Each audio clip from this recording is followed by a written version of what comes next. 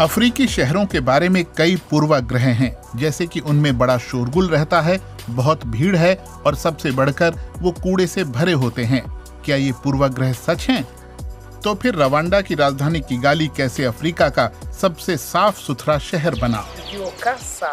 मैं तड़के 4 बजे जगती हूँ और यहाँ आ जाती हूँ। मैं हमेशा सुबह 6 बजे काम शुरू करती हूँ। मेरा नाम है नीराम्बयाम्बेरा ज़हरा। मैं किगाली शहर में सफाई कर्मी हूँ। किगाली बहुत साफ है, सब बहुत अच्छा है। मुझे इस पर बहुत गर्व है।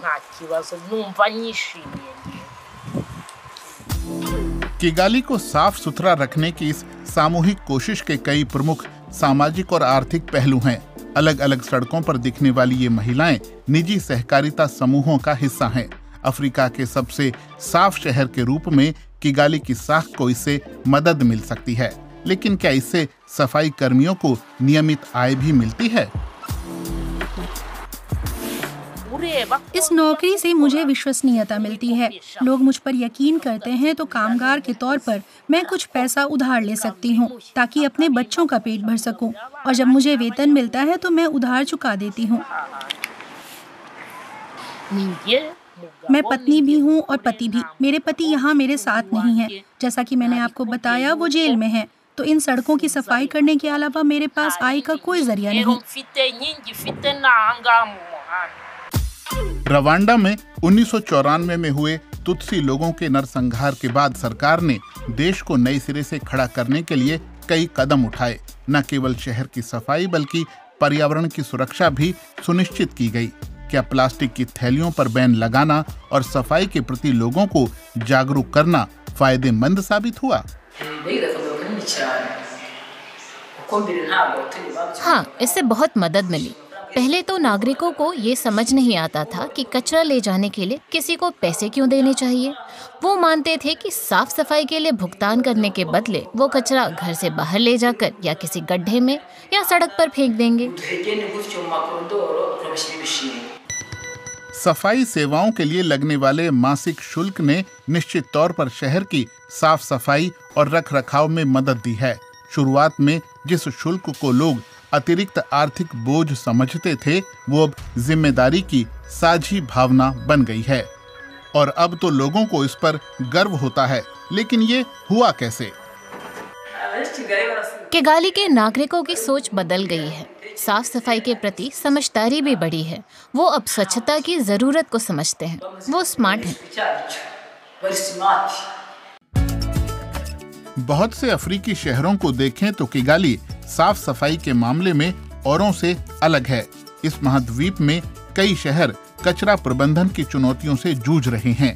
ऐसे में रवांडा की राजधानी ने शहरी इलाकों की सफाई में ऐसा मानदंड कैसे स्थापित किया? उमुगांडा ने किगाली शहर को ज्यादा गहराई से साफ करने में बड़ी भूमिका निभाई। ये उमुगांडा के सबसे बड़े फायदों में से एक है। क्या आप ऐसे दिन की कल्पना कर सकते हैं जब लोग साथ मिलकर सबके भले के लिए सार्वजनिक जगहों की सफाई करते हों? रवांडा में ऐसा होता है। सामूहिक प्रयास के इस दिन को उमुगांडा दिवस कहते हैं। हर महीने के आखिरी शनिवार को 3 घंटे तक जैसे समूचा देश ठहर जाता है। दुकानें बंद रहती हैं, पुलिस अपनी देखरेख में सड़कें बंद करवाती है। निजी कामकाज छोड़कर लोग सामूहिक दायित्व पूरा करते हैं। हम अपने आसपास के इलाकों की सफाई के लिए उमुगांडा करते हैं। साथ ही झाड़ियों को हटाने के कारण मलेरिया फैलाने वाले मच्छरों से निपटने में भी मदद मिलती है। इसके अलावा हमारे घर भी अच्छे दिखते हैं। लेकिन उमुगांडा दिवस बस सफाई तक सीमित नहीं है। ये एकजुटता और सामूहिकता की भावना को बढ़ाता है। ये योजना लोगों को साथ लाई है और वो साथ मिलकर अपनी समस्याओं पर बात कर रहे हैं। मैं उम्मीद करता हूँ कि आप सब पेड़ों की अहमियत समझते हैं। वो ऑक्सीजन देते हैं। उनके बिना हमें साफ हवा नहीं मिलेगी। इसीलिए हमें उनकी रक्षा करनी चाहिए। ज्यादा पेड़ लगाने चाहिए। बात समझ आई? ये संयोग नहीं है कि किगाली अफ्रीका का सबसे साफ शहर है। ये सामुदायिक स्तर पर लगातार की जा रही कोशिशों का नतीजा है।